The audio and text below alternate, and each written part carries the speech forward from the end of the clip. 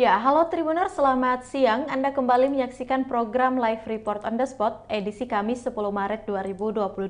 Siang ini kami akan menyajikan informasi menarik, berita faktual yang akan dilaporkan secara langsung oleh reporter Tribun Timur dari berbagai daerah. Bersama saya Kinan Aulia, inilah Live Report on the Spot selengkapnya. Ya, baik Tribuners, kita beralih ke informasi pertama datang dari Kabupaten Bulukumba, di mana warga Bola Cipe Bulukumba digegerkan dengan penemuan bayi.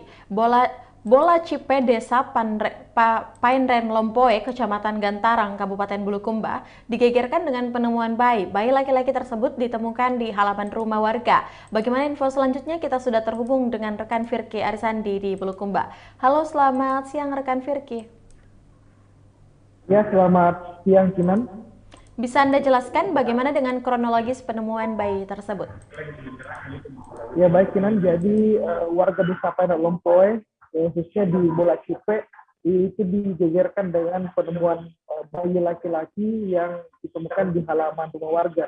Jadi, berdasarkan keterangan warga yang di depan rumahnya ditemukan bayi tersebut, jadi bayi itu ditemukan Selasa tanggal 8 Maret 2022 kemarin, itu sekitar pukul 23.30 waktu Indonesia bagian tengah. Dan saat itu ia baru saja kembali dari luar menuju ke rumahnya, dan dia menemukan bayi tersebut yang disimpan di dalam sebuah karung yang kemudian disimpan di bawah jendela rumah korban. Dan saat ditemukan, Kinan, bayi tersebut masih dalam keadaan bernyawa. Lalu setelah ditemukan, Anwar kemudian memanggil tetangganya, lalu menghubungi Polsek Gantarang, termasuk menghubungi juga anggota legislator dari Partai Hanura, Anhar Saksi, yang rumahnya tidak jauh dari lokasi tersebut, Kinan. Ya, bagaimana dengan kondisi bayi tersebut? Ya, baik, Kinan. Jadi setelah ditemukan, bayi tersebut sempat langsung dilarikan ke rumah sakit Umi Sultan Dayan Raja Kabupaten Bulukumba dan sempat menjalani perawatan intensif selama 12 jam. Namun karena ada pendarahan, kemudian terdapat luka memar di bagian bayi tersebut, sehingga kemudian tidak tertolong. Dan kemarin juga telah dimakamkan di tempat pemakaman umum di Desa Tacorong kemarin sore, Kinan. Ya, apa langkah pihak kepolisian dalam menangani hal tersebut? Jadi kasus ini sementara ditangani oleh kepolisian sektor Gantarang, dan saat ini menurut Kapolsek Gantarang Kompol Muhammad Tawil, saat ini pihaknya masih melakukan pengumpulan saksi-saksi dan pengumpulan keterangan untuk kemudian menelusuri siapa pelaku dari membuang bayi tersebut, Kinan. Ya, baik. Terima kasih rekan Firki Arisandi untuk informasi lengkap Anda. Selanjutnya, Tribuners, kita akan menyaksikan hasil wawancara langsung yang telah dihimpun oleh wartawan kami bersama dengan salah satu warga, ada Aswar dan juga Ayu. Berikut liputannya untuk Anda. Iya, tadi malam itu sekitar jam 11 saya pulang, saya tiba di rumah, saya lihat ada bungkusan di situ. Itu bungkusan kantong plastik hitam, terus ada karung. Saya turun dari mobil itu ada suara anak bayi. Sekitar jam berapa? Tapi ada jelas juga kayak suara kucing begitu. Sekitar jam berapa itu? Sekitar jam 11 malam. Ya, terus kuliah di situ ada sarung, terus bau darah. Jadi saya pergi di tetangga, di rumahnya Pak Najamuddin, kasih bangki, terus ke rumahnya Pak Andi Camiluddin. Ada itu baru kita buka itu bungkusan. Ternyata bayi betulan. Itu bayi laki-laki ya? Bayi. Nggak aku tahu di situ jenis kelaminnya karena nggak aku buka. Nanti ada informasi dari rumah sakit, baru ketahuan bayi laki-laki. Jadi langsung dibawa ke rumah sakit pada saat itu. Iya, ditunggu dulu dari kepolisian di Tanjung. Iya. Sebelumnya Bu, kalau kita ibu sendiri, bagaimana? Iya, itu sekitar jam setengah 10 ada saya dengar orang kayak jalan begitu. Kayaknya bukan satu orang itu karena langkahnya sama, kayak beriringan sih. Saya kira mungkin kucing atau hewan apa, karena kan biasa memang selalu ada yang lewat kucing begitu. Cuman ada memang saya dengar kayak kantong kresek, sudahnya ada itu kantong kresek bunyi, tiba-tiba ada saya dengar suara anak bayi kayak baru dilahirkan begitu. Tapi saya pikir tidak mungkin anak bayi baru lahir ada di sini, karena pasti orang melahirkan kan di rumah sakit. Setelah itu lama kelamaan saya dengar itu anak menangis, tapi seperti suara kucing suaranya, jadi saya pikir oh ini kucing. Setelah itu ternyata pas jam yang sama ada iparku dengar ada ternyata ibu-ibu yang ketuk pintu satu kali, terus ucapkan juga salam kecil sekali suaranya, satu kali dia juga terus pergi. Dia dengar dia juga itu suara anak bayi, tapi itu suara anak bayi kayak suara kucing sih, jadi dia kira juga itu kucing. Jadi saya sama iparku enggak berani kak juga keluar, karena kebetulan saya enggak dengar memang. Cuman saya dengar dia memang suara ribut-ribut, tapi enggak ada kepikiranku ada orang di depan rumah. Gitu. Namanya sama Bu? Ayu. Halo Bapak. Aswas.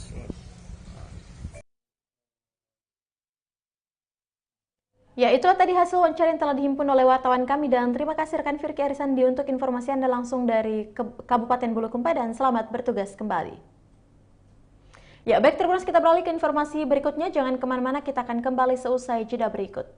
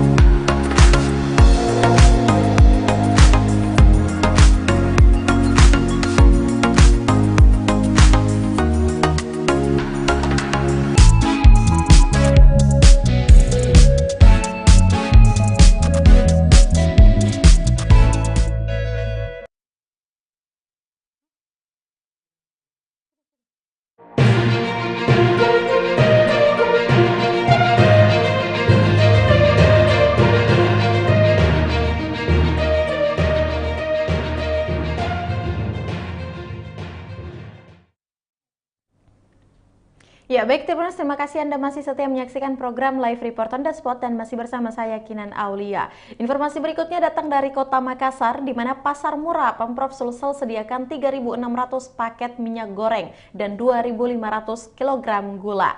Pemerintah Provinsi Sulawesi Selatan melalui Dinas Perdagangan menggelar pasar murah sembako. Pasar murah berlangsung di Monumen Mandala, Jalan Jenderal Sudirman, Saweri Gading, Kecamatan Ujung Pandang, Kota Makassar. Tepatnya pada Selasa 8 Maret 2022. Dalam pelaksanaan pasar murah ini, Pemprov Sulsel menggandeng Perusahaan Umum Badan Urusan Logistik Perumbulok dan PT Wilmar. Untuk informasi lebih lengkapnya kita sudah terhubung bersama dengan reporter Wahyudin di Makassar. Halo, selamat siang rekan Wahyu. Halo, selamat siang rekan Kinan. Baik rekan Wahyu, bisa Anda jelaskan apa tujuan Pemprov menggelar pasar murah? Ya, baik rekan Kinan di studio dan Tribuners dimanapun berada. Pemerintah Provinsi Sulawesi Selatan dalam hal ini diwakili oleh Dinas Perdagangan menggelar pasar murah sembako dengan bekerja sama atau menggandeng Bulog dan PT Wilmar. Jadi pemerintah provinsi, dalam hal ini Dinas Perdagangan, mengadakan pasar murah ini untuk menstabilkan kondisi bahan pokok, mengingat sangat langka ya selama ini di Kota Makassar khususnya, utamanya seperti minyak goreng dan juga gula yang mulai langka. Nah, selain itu PT Wilma menyediakan sebanyak 3.600 paket minyak goreng. Ya, dalam satu paket itu ada terisi 2 liter, jadi dijual seharga 28.000. Begitu rekan Kinan, tujuannya untuk menstabilkan harga bahan pokok yang ada di Makassar. Ya, bisa Anda informasikan juga apa saja yang dijual pada pasar murah tersebut? Ya, baik, selain menjual minyak goreng ya yang sangat langka, Dinas Perdagangan juga menyediakan seperti gula sebanyak 200 atau 2.500 kg. Selain itu juga ada terigu sebanyak 1.000 kg. Nah, masing-masing gula seharga 13.000 per kilogram, kemudian terigu seharga 9.500 per kilogram. Sementara untuk beras premium dijual seharga ada 2 macam. Ada 49.000 per 5 kilogram dan juga ada seharga 55.000 per kilogram. Ada yang premium dan juga yang tidak. Sementara untuk harga minyak goreng tetap harganya stabil, yaitu 28.000 per 2 liter atau 14 per liter. Begitu rekan Kinan. Ya, baik, di mana saja pasar murah tersebut dilaksanakan? Ya, baik, sebelumnya pasar murah ini telah dilaksanakan di Kabupaten Goa ya pada hari Senin. Jadi sehari sebelum di Makassar telah dilaksanakan di Kabupaten Goa. Nah, selanjutnya pada hari Jumat akan dilaksanakan di Jeneponto. Dan Dinas Perdagangan Pemerintah Provinsi Sulawesi Selatan dalam hal ini Pak Ansari mengatakan bahwa pasar murah ini akan digelar di seluruh wilayah di Sulawesi Selatan, pemerintah kabupaten kota. Hanya dilakukan secara bertahap. Begitu rekan Kinan. Ya, baik, terima kasih rekan Firki untuk informasi rekan Wahyudin untuk informasi Anda. Ya. Selanjutnya kita akan beralih ke informasi berikutnya, tapi sebelum itu kita akan menyaksikan hasil wawancara yang telah dihimpun oleh wartawan kami bersama dengan Kepala Dinas Perdagangan Sulsel, ada Bapak Ashari F. Rajamilo. Berikut liputannya untuk Anda. Bapak Andi Sudirman Sulaiman selaku Gubernur Sulawesi Selatan memerintahkan ke saya untuk melaksanakan pasar murah seperti ini. Hari ini kita mulai di Kota Makassar. Hari Jumat akan datang kita ke Kabupaten Jeneponto dan seluruh kabupaten kota kita akan sasar, tetapi waktu yang berbeda-beda semuanya. Ini kita atur. Hari ini kita kerjasama dengan Bulog, ada pimpinan Bulog Pak Batiar kerjasama dengan PT Wilmar untuk pelaksanaan pasar murah ini. Misalnya Jeneponto itu kita kerjasama dengan Milenial Pemuda Sulsel MPS. Itu nantinya di Bulukumba kita bersama dengan Bulog. Nah, begitu kita sisir setiap kabupaten kota bagaimana agar supaya minimal mampu meringankan beban daripada masyarakat yang sangat dirasakan sekali. Kita berharap agar supaya ini secepatnya berlalu dan sebelum masuk bulan suci Ramadan semua teratasi menyangkut masalah minyak goreng tersebut. Tetapi hari ini bukan hanya minyak goreng, Bulog menjual beras, menjual terigu, menjual gula pasir. Di sini juga menjual minyak goreng. Jadi kita satukan semuanya. Kalau ada teman yang butuh, masyarakat yang butuh beras, silahkan, ada beras murah. Ada yang butuh gula pasir, ada yang butuh ini, silahkan, ada di Bulog. Di sini disiapkan apalagi namanya minyak goreng tersebut. Berapa paket yang disediakan untuk hari ini? Berbeda-beda. Kalau umpamanya minyak goreng itu kita siapkan 3.600 paket. Ini gula itu 1.800. Ada berbeda-beda nih ya, berbeda-beda. Beras? Iya. Beras juga seperti demikian, 2.200 kalau beras. Iya, 2.200 kemasan yang kita siapkan. Gula yang terbanyak karena itu 3.600. Ya, itulah tadi hasil wawancara yang telah dihimpun oleh wartawan kami, dan terima kasih rekan Wahyudin yang melaporkan langsung dari Kota Makassar, dan selamat bertugas kembali. Ya, baik Tribuners, kita beralih ke informasi berikutnya karena kita akan kembali seusai jeda berikut.